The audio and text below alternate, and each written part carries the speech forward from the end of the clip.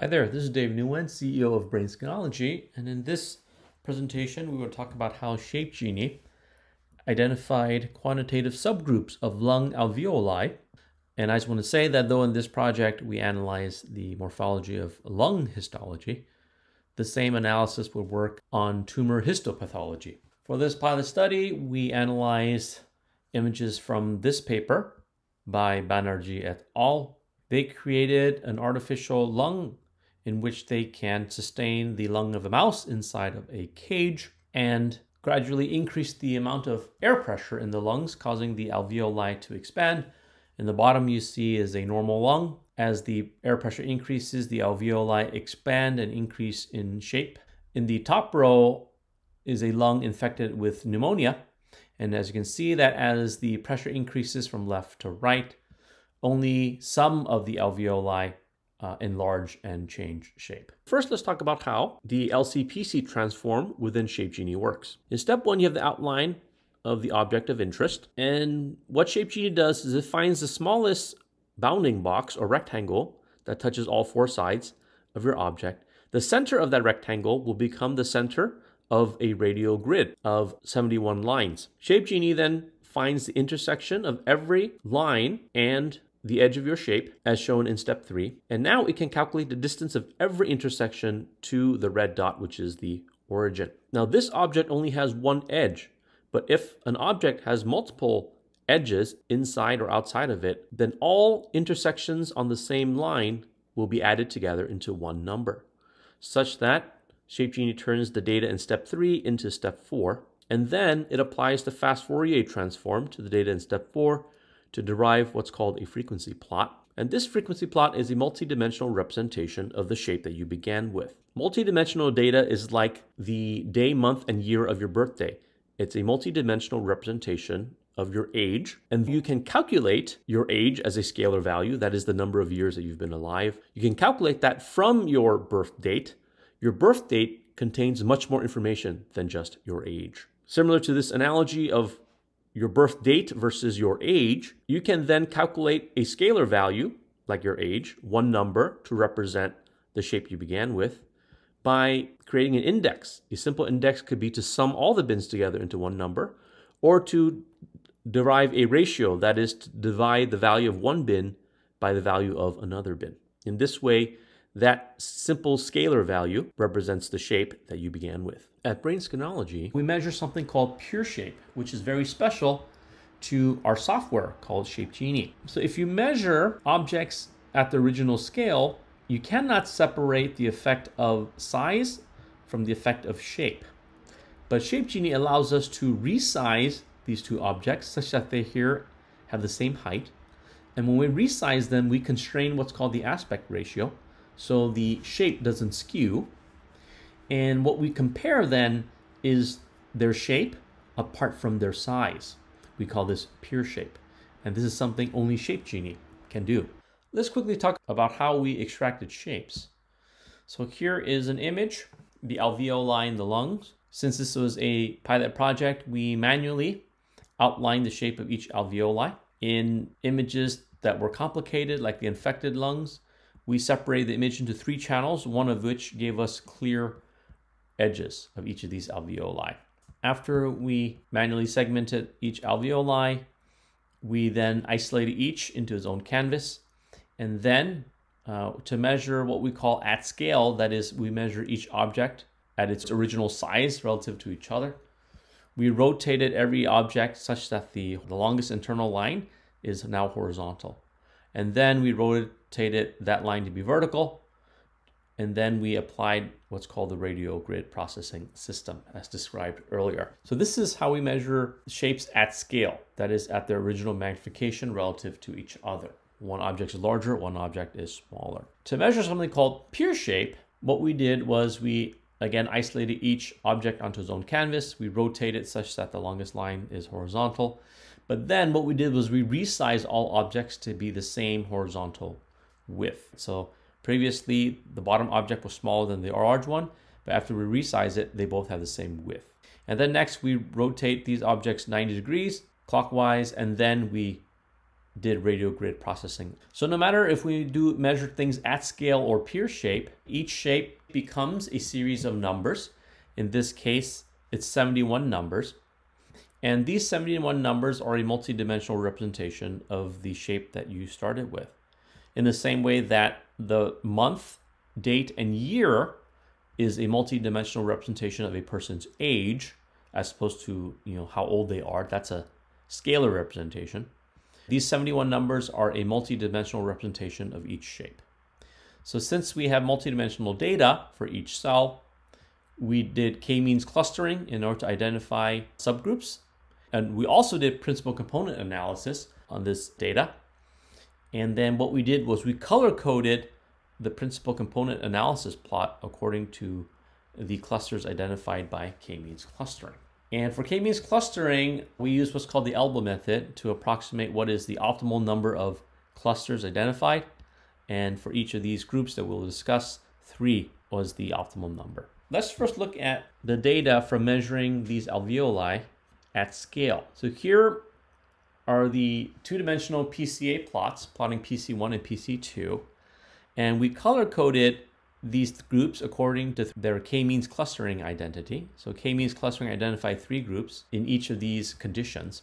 And you notice that in the normal lungs measured at scale, there's a pattern which we call the diamond pattern, in which each cluster identified by k-means clustering, it takes on a specific location and shape. When we look at the infected lungs, they maintain this diamond pattern. And so this is evidence that there are quantitative morphological subgroups within the lungs of normal mice and infected mice. But then what we need to do is we need to validate that these subgroups identified by k-means clusterings are actually biologically meaningful. You see, because k-means clustering is a mathematical algorithm, and it almost always finds the existence of subgroups, which means that just because it can find subgroups doesn't mean those subgroups are actually real or biologically meaningful.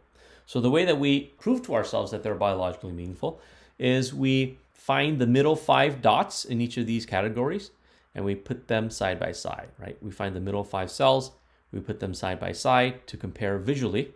Since we don't have any clinical data that goes along with these images, all we have is the shape of the cells. So when we do that, here we extracted the middle 5 cells of each cluster. And as you can see that here, this is the normal lungs, going left to right, increasing pressure, that there are 3 categories of shapes. You have the simple, small, circular shapes, and then you have these medium-sized, more complicated shapes, and ultimately you have the large amoeboid complicated shapes. And as you increase more and more pressure into the lungs, the alveoli expand into more and more complex shapes. Right here, we call this the butterfly morphology. So these are the fully expanded large alveoli in a healthy lung. Let's look at the cells in infected lungs. Right, so here, very interestingly, 3 groups still exist in the infected lungs. However, as you start increasing the pressure in the lungs, the smallest alveoli collapse. They become even smaller, right? Which is counterintuitive in terms of the mechanism through which pneumonia causes breathing problems, right? Not only do they prevent the expansion of the alveoli that can enlarge, they cause the small ones to collapse, which might be 2 distinct mechanisms through which pneumonia infection causes breathing obstruction. Very interesting. And as you can see here, that even though the smallest group collapses under increasing pressure, the other two groups continue to expand under increasing pressure, just like they do in the normal lungs. However, in infected lungs, the final complexity that they can reach under these 2 highest pressure conditions is less complex than in the normal lung, meaning pneumonia infection prevents the alveoli that can enlarge. It prevents them from enlarging into their most complex shapes that are observed in the healthy condition. Now let's look at pure shape. Previously, we measured the shapes of the alveoli at scale, which means we measure both shape and size at the same time. But Shape Genie allows us to measure pure shape, which is special because we measure shape apart from size. And when you look at the PCA plots and the distribution of the three clusters identified by k-means clustering, you see that the pattern is no longer the diamond pattern, but now we have a three-piece pie. And this pattern exists across all of the normal conditions, but also in the early pressure conditions of infected lungs. However, as you increase pressure in the infected lungs, very interestingly, the morphology reverts back to the diamond pattern here. So again, k-means clustering identified three morphologically distinct subgroups of alveoli shapes, even when measuring pure shape. Now let's look at what these shapes look like. So here we see that there are three distinct subgroups of pure shape. And first is these flattened elongated shapes. And then you have these more cuboidal squarish shapes. And ultimately you have the complex shapes, right? The butterfly shapes. And as you increase the pressure from left to right, you see that each of these categories of shapes begins to increase in complexity. All right, notice here that all these shapes have the same height. And the reason is because we're measuring pure shape, right? We resized every shape to be the same width before we rotated them 90 degrees clockwise. And we did that to separate the effect of shape on size. And interestingly, when we measure the pure shape of infected lungs, we see again that there is a collapse due to pressure, right, in these smallest category.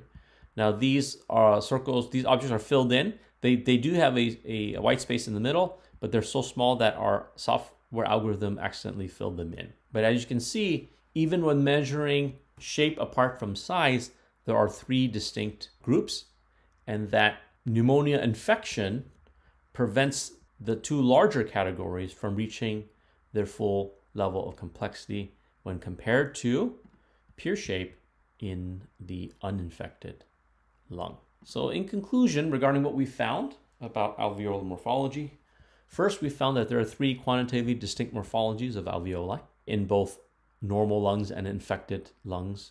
Second, we found that the smallest category of alveoli actually collapse due to the combination of infection and increased air pressure, which might be a distinct mechanism of breathing obstruction compared to infection preventing alveoli from enlarging. Okay, and then lastly, pneumonia infection reduces the contour complexity of the enlarged alveoli, not just the size of the enlarged alveoli. Meaning morphology is likely a different mechanism of breathing problems as opposed to just reduced alveolar size. In conclusion, for the purposes of discovery, Shape Genie can quantify morphology that is hidden to the naked eye and traditional methods such as area, perimeter, average signal intensity. And it is great for discovering substages, subtypes, and transition states. And for those interested in AI and machine learning, Shape Genie can produce clean data that creates precise classification models that even deep learning cannot. Because deep learning relies on the user to define how many subgroups there are. So if the scientist doesn't know how many subgroups there are, deep learning doesn't either. That's the end of our presentation. We hope that Shape Genie will help you find amazing things in your research. As we like to say at Brain Scanology, it is now possible.